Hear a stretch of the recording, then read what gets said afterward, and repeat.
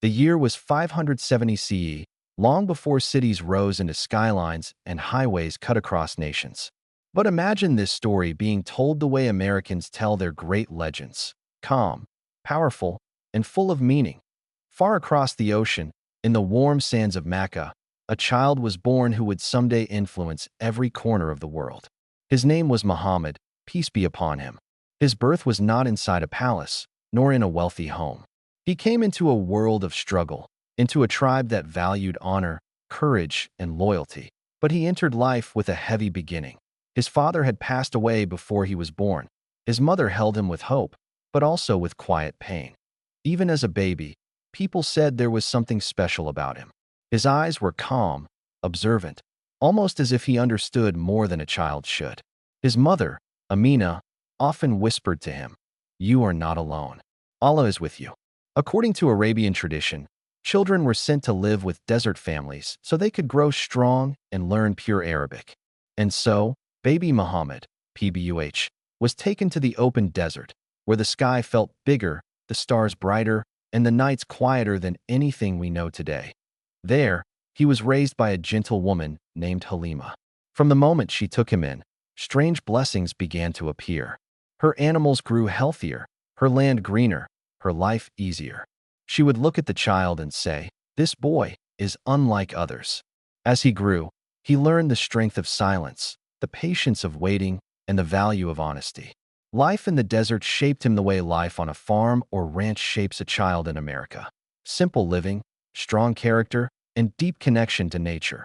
When he returned to Mecca as a young boy, he carried something inside him that people couldn't explain: a quiet greatness, a calm spirit, a heart that felt every joy and every pain around him. He didn't know it yet, no one did. But the journey of a world-changing man had begun when Muhammad, PBUH, returned from the desert and stepped back into the rugged streets of Mecca. He was still just a boy, but something about him made people stop and look twice. He walked with quiet confidence, not the loud kind you see in crowds, but the calm kind you see in someone who already understands the world in his own way. He didn't shout, didn't fight, didn't cause trouble. He watched. He listened. He learned out a childhood of responsibility after his mother passed away when he was only 6. He was taken in by his grandfather, Abdul Muttalib, a respected leader of the Quraysh tribe. The old man loved him deeply. He would seat the young boy beside him during meetings, a place meant only for chiefs and elders. People asked him, "Why do you give the boy such honor?"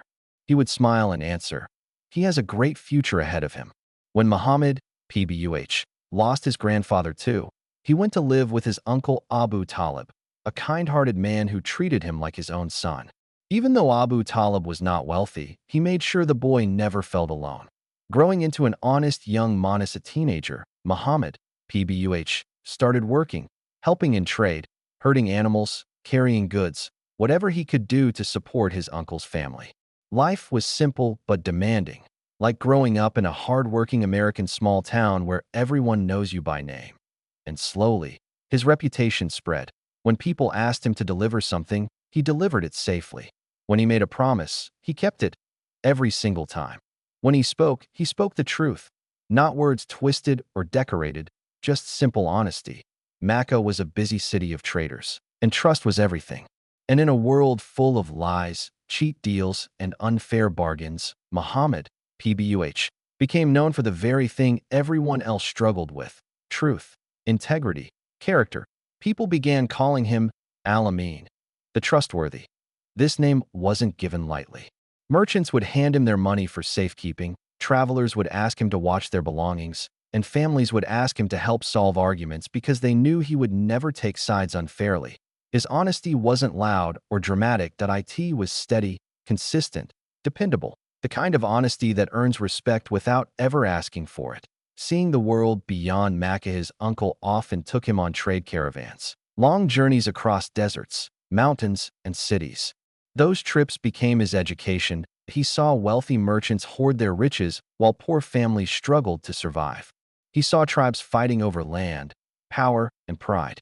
He saw people bowing to idols, offering sacrifices to stone statues that could neither hear nor speak.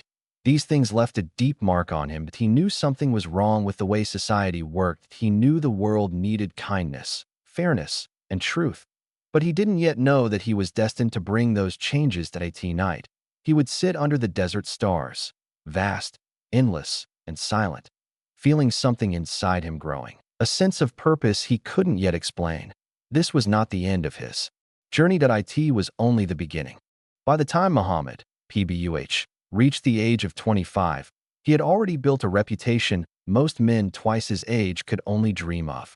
In a city filled with traders, negotiators, and ambitious businessmen, he stood out, not because he was the richest, but because he was the most trusted, and that reputation soon reached the ears of a remarkable woman, a woman who would play one of the most important roles in his life, Khadija bint Khuwailid.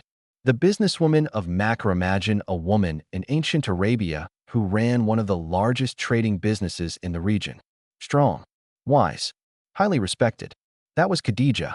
Her caravans traveled farther than anyone else's, north to Syria, south to Yemen. She hired only the best people, and her name meant quality. But she had a problem. She needed someone honest to lead her next caravan. People in Mecca told her the same name again and again, Muhammad ibn Abdullah al-Amin.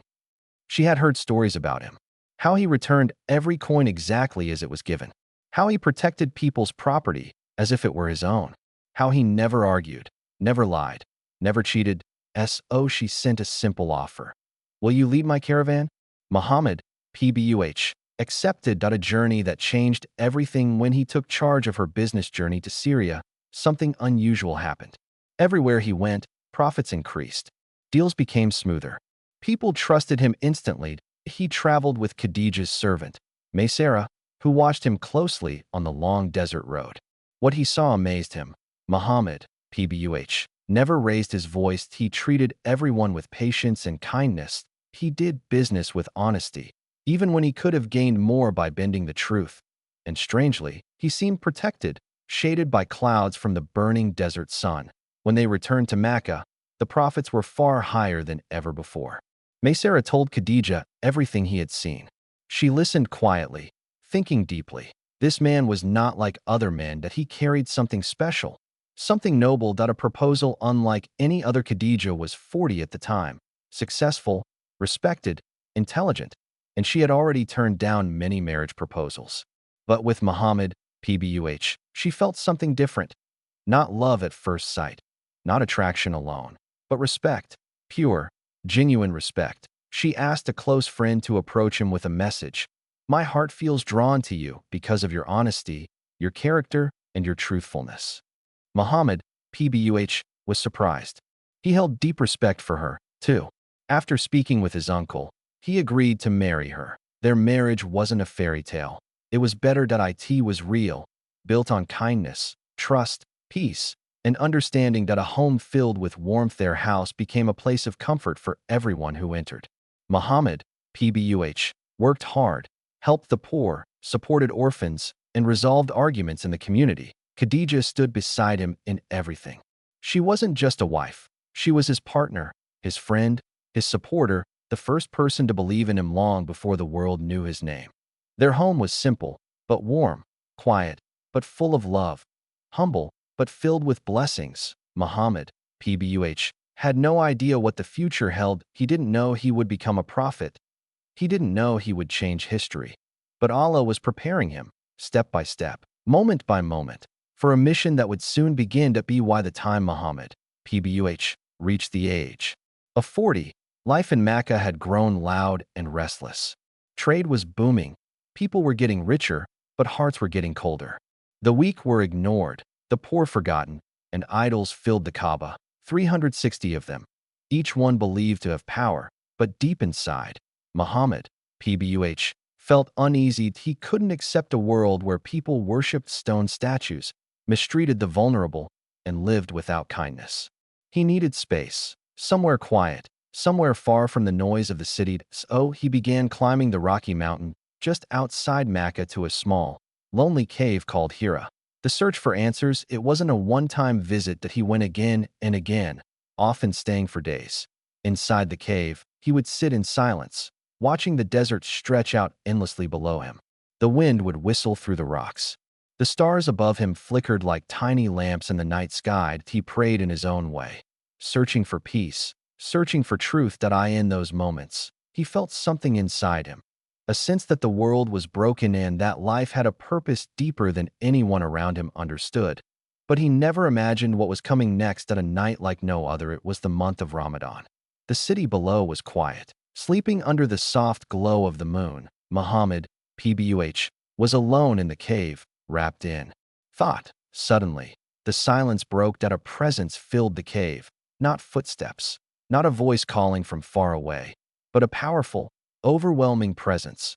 Before him stood Angel Gabriel, the same angel who visited prophets before him. His wings filled the space. His presence shook the earth beneath them. And then he spoke a single command that would change history forever. Read. Muhammad, PBUH, terrified, replied, "I cannot read." The angel embraced him, powerfully, almost unbearably, and repeated, "Read." Again, he answered, "I cannot read." A third time, the angel held him and commanded, "Read in the name of your Lord who created man from a clot. Read, and your Lord is the most generous." These were the first verses of the Holy Quran. Fear, shock, revelation. Muhammad, PBUH, trembled. His heart pounded. He had never experienced anything like this. No dream, no vision, no voice had ever come to him before. That he rushed out of the cave, stumbling down the rocky mountain path in the dark. The wind felt colder. The desert felt wider. The night felt heavier. When he finally reached home, he called out, "Cover me, cover me." Khadija wrapped him in a blanket, held him gently, and waited until his breathing calmed. She didn't panic. She didn't question him. She simply listened as he explained what had happened. Then she spoke the words that would become a pillar of his strength. "Allah will never disgrace you. You are truthful. You help the poor. You support your family. You carry the burdens of others. How could Allah abandon someone like you?" It was the perfect comfort at the perfect moment. But she did more than comfort him. She took him to someone wise. Seeking answers, Khadija brought him to her cousin, Waraka ibn Nawfal, a knowledgeable Christian scholar who had studied the scriptures of the earlier prophets. After hearing the story, Waraka's eyes filled with emotion. He whispered, "This is the same angel who came to Moses. You, Muhammad, are the final messenger of God."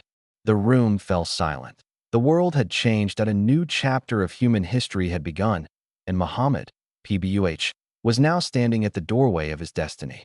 After the night of the first revelation, Muhammad, PBUH, knew his life would never be the same.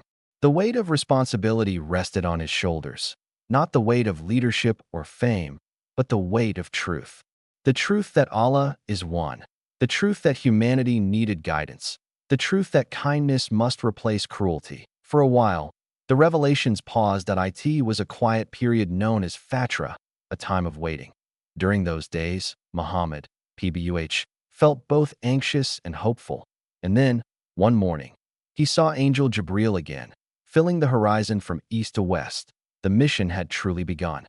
The first believers, he didn't start by preaching to the crowds. That he began with the people he trusted, the ones closest to his heart. The first to believe was Khadija, his wife, his partner, his supporter. She didn't need proof or miracles. Her heart recognized the truth. Next came his young cousin, Ali ibn Abi Talib, only 10 years old but already brave and intelligent. Then his loyal friend Abu Bakr, one of the most respected men in Mecca, and then Zayd ibn Haritha, the freed slave who loved him like a father. These early followers were not many. They didn't have wealth. They didn't have influence. But they had something greater, faith. The call to change. At first, the Prophet, PBUH, taught privately, in small circles, quiet conversations, private gatherings. He taught the simple but powerful message: there is only one God. All humans are equal. The rich must help the poor. The strong must protect the weak. Justice, mercy, and truth must replace cruelty and corruption. In a society built on pride, slavery, tribal power, and idol worship, these ideas were revolutionary. Dangerous. Even. A public call. 3 years passed quietly. Then came the command: warn your closest relatives. Muhammad, PBUH, gathered his family and clansmen on a hill, and spoke with calm certainty. If I told you an army was behind this mountain ready to attack, would you believe me? They answered, Yes, we have never known you to lie. Then he said, I bring you a warning from Allah. Some listened with curiosity, some laughed, some rolled their eyes. But one man, his uncle Abu Lahab, stood up angrily and shouted, May you be ruined for this. Is this why you gathered us? His words hurt, but they did not break him. Soon after, Allah gave another command. Proclaim openly what you are commanded. It was time to speak to the entire city. The message meets resistance. The moment Muhammad, PBUH, began preaching publicly, Mecca reacted like a city struck by lightning. The leaders of Quraysh felt threatened. They weren't afraid of the message. They were afraid of losing power if everyone became equal, if the rich had to share, if the poor had rights, if the idols were removed. Their control would collapse. They attacked. With words, with lies, with humiliation. They called him a magician, a poet today. Madman. But deep down, they knew none of this was true. This was the same man they had trusted their entire lives, the same man they called Al-Amin. And as the message began to spread, something surprising happened. The poor believed, the young believed, the outcasts believed, the slaves believed, because Muhammad, PBUH, gave them something no one else in power gave them: hope, dignity, equality. A chance to live with honor. A fire begins to burn. The leaders of Mecca felt cornered. They were losing control, and they were about to respond with anger, cruelty, and violence. The calm days were over. The storm was coming. But Muhammad, PBUH, stood firm, not with a sword, not with an army, but with courage, patience, and trust in Allah. The message had been delivered, and the world had started to change. As Islam began spreading through the narrow streets of Mecca, the leaders of Quraysh felt their power slipping away. They had built their status on wealth, idols, and tribal pride, but Muhammad, PBUH, was calling people to something much greater: justice, equality, compassion, the worship of one God. This terrified them, because if people believed him, the entire social order of Mecca, one built on inequality and fear, would collapse. The persecution began. Storm against the believers. It started with whispers, then insults, then violence. Those who followed Muhammad, PBUH, suffered the most, especially the weak, the poor, and the slaves. Bilal, R.A., was dragged across the burning desert sand, whipped under the scorching sun. But his voice never broke, and he repeated one word with unstoppable strength: Ahad, Ahad, one.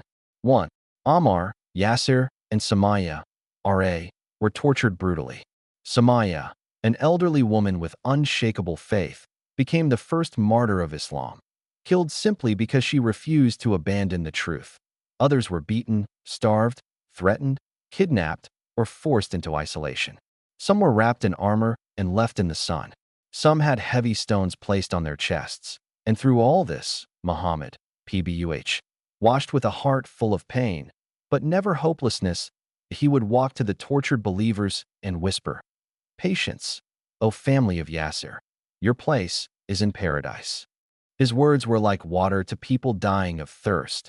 Pressure on the Prophet himself. Muhammad, PBUH, wasn't harmed physically, not yet, because he belonged to a powerful tribe, and his uncle Abu Talib protected him fiercely. But Quraysh tried everything else. They mocked him. They insulted him in the streets. They threw dirt on his back while he prayed. They strangled him with a cloth until Abu Bakr rushed to save him.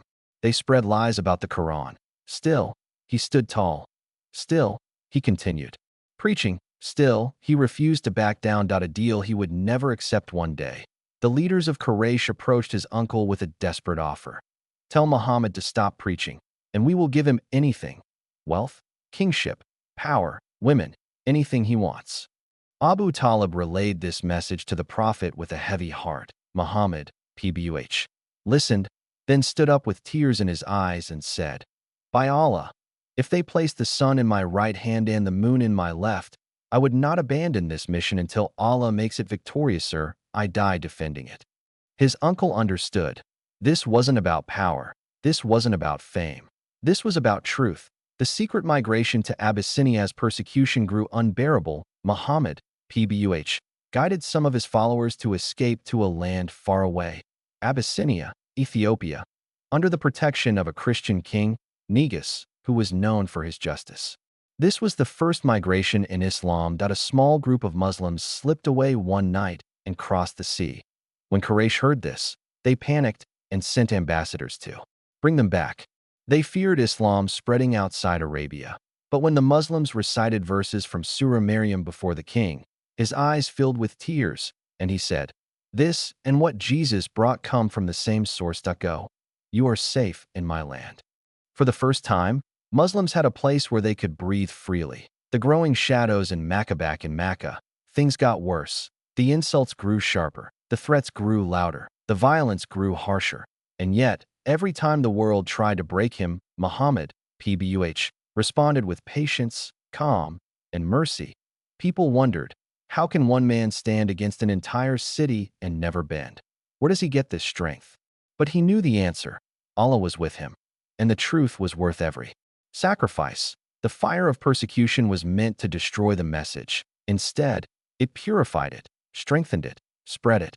Islam had survived its darkest hours, but the real test was still ahead. The news of Muhammad's, PBUH, message began to travel far beyond Mecca. Traders carried the words with them as they crossed deserts, mountains, and busy marketplaces. Some spoke with curiosity, others with caution, but almost everyone repeated one phrase: "There is no God but Allah." In Mecca, the small Muslim community continued to grow quietly. Men, women, and even children were drawn to the Prophet's, PBUH, honesty, calmness, and the deep truth in his teachings. They often gathered at the house of Al-Arkam, hidden from the eyes of the Quraysh, to learn about compassion, truthfulness, and the oneness of God.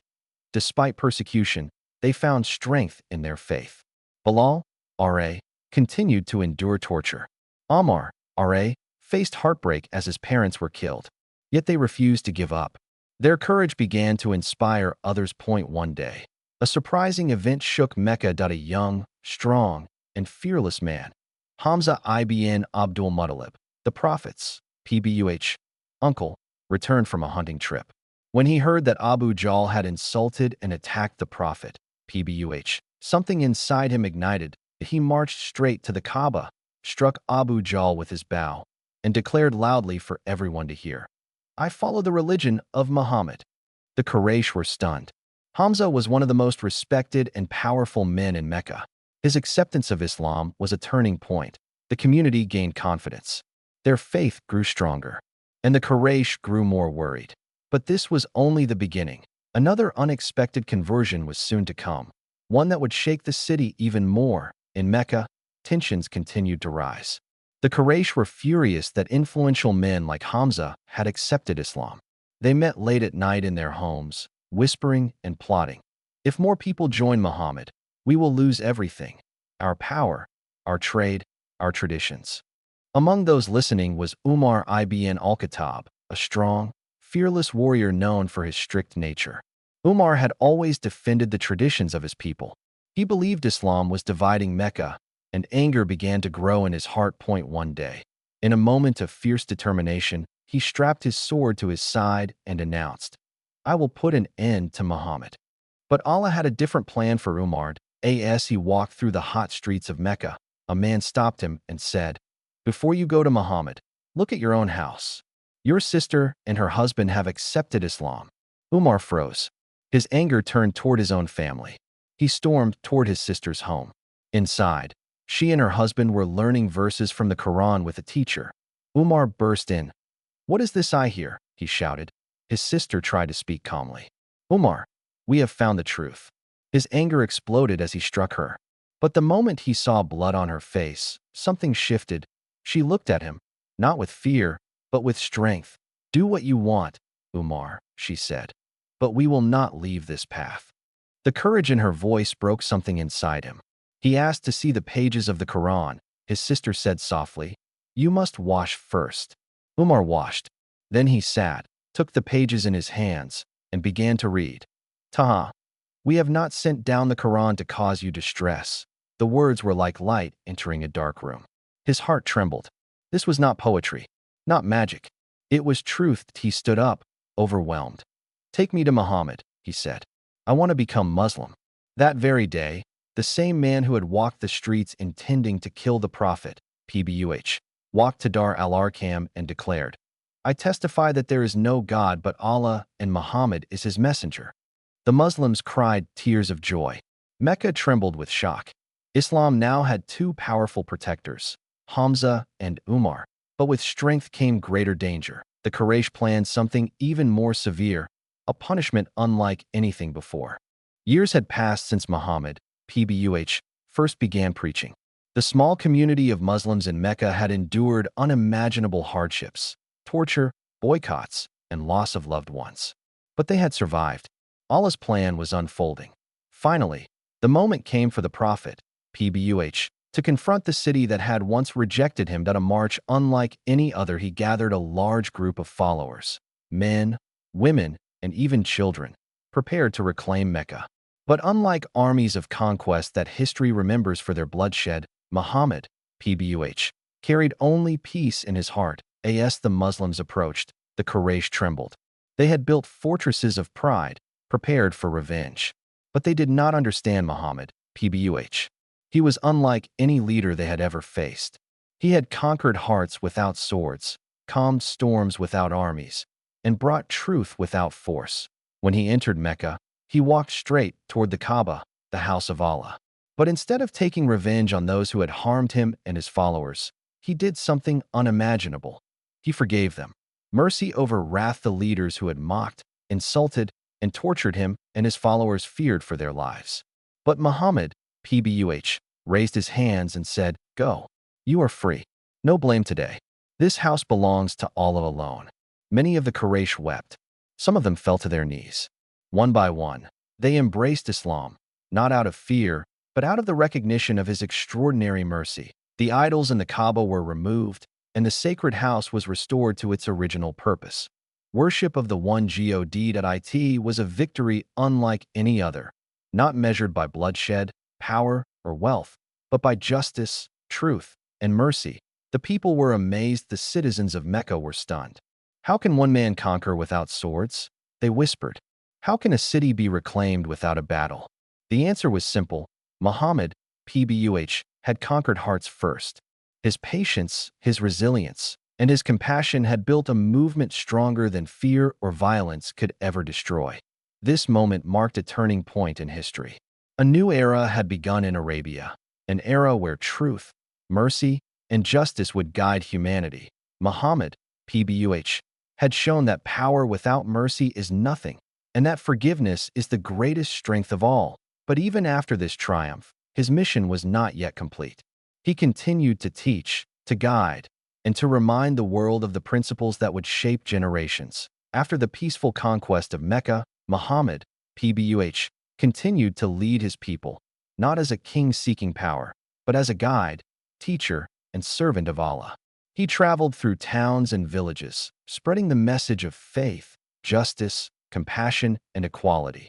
Everywhere he went, he reminded people, the strong must protect the weak, the rich must help the poor. All humans are equal in the eyes of Allah. Treat each other with mercy, honesty, and love. The final pilgrimage in the year 632 CE, Muhammad, PBUH, performed his final pilgrimage to Mecca. Tens of thousands of people had gathered from all over Arabia. This would be the moment when his teachings reached every tribe, every village, and every heart. Standing before the massive crowd on the plains of Arafat, he delivered his last sermon. A speech so powerful it is remembered for over 1,400 years. He said, "An Arab has no superiority over a non-Arab, nor a non-Arab over an Arab. A white has no superiority over a black, nor a black over a white. None have superiority except by piety and good deeds." He reminded them of the rights of women, the care of the poor, and the importance of truth and justice. His words were simple, yet they carried a power stronger than armies, taller than mountains, and deeper than the oceans. That a gentle farewell. Soon after returning to Medina, Muhammad, PBUH, fell ill.